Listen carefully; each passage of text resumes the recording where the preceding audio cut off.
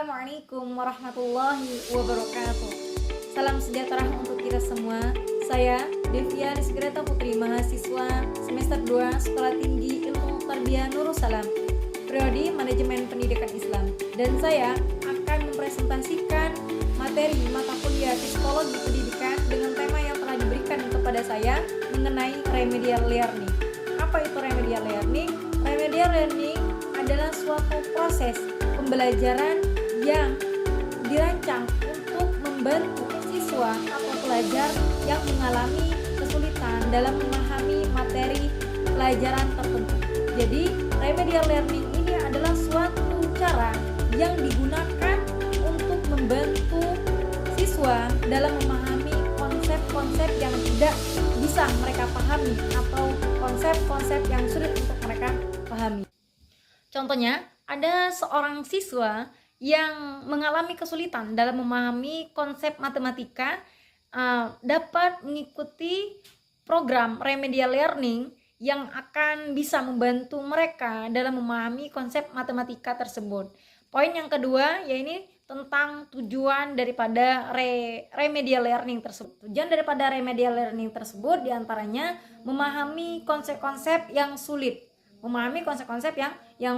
Jadi, memahami konsep-konsep yang sulit ini dapat kita lakukan dengan cara bisa memberikan penjelasan yang lebih detail lagi, atau bisa memberikan konsep yang lebih relevan, atau bahkan bisa mencantumkan contoh yang sekiranya mereka dapat lebih mudah memahami daripada materi yang kita berikan kepada mereka. Yang kedua itu meningkatkan kemampuan akademik. Meningkatkan kemampuan akademik itu bisa kita lakukan dengan cara memberikan latihan atau bahkan tugas yang lebih menantang lagi kepada mereka.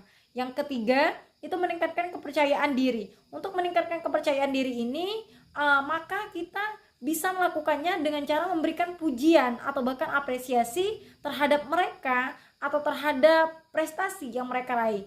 Yang keempat, mengatasi kesulitan dan tantangan dalam belajar. Bisa kita lakukan dengan cara memberikan bantuan dan dukungan yang lebih intensif lagi untuk kedepannya. Poin yang ketiga mengenai strategi remedial learning atau langkah-langkah dalam remedial learning. Yang pertama itu ada identifikasi kesulitan. Identifikasi kesulitan ini adalah langkah pertama yang kita ambil untuk menganalisis kesulitan siswa dalam memahami konsep-konsep yang sulit.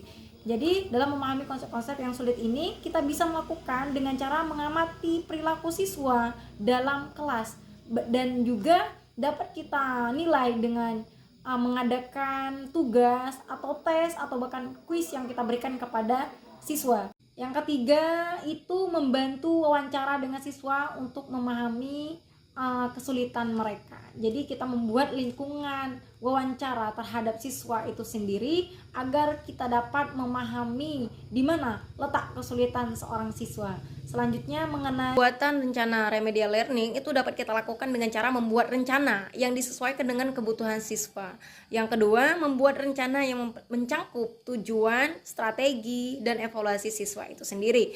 Terus yang keempat itu ada pelaksanaan remedial learning. Jadi pelaksanaan remedial learning ini dapat kita lakukan dengan cara melaksanakan rencana remedial yang telah kita buat sebelumnya. Terus membuat evaluasi tentang kemajuan siswa. Yang kelima atau yang terakhir mengenai evaluasi hasil dari remedial learning. Mungkin ini saja penjelasan materi yang dapat saya sampaikan. Lebih dan kurangnya saya mohon maaf. Kepada Allah kita sama-sama mohon ampun. Saya akhiri billahi taufiq wal hidayah.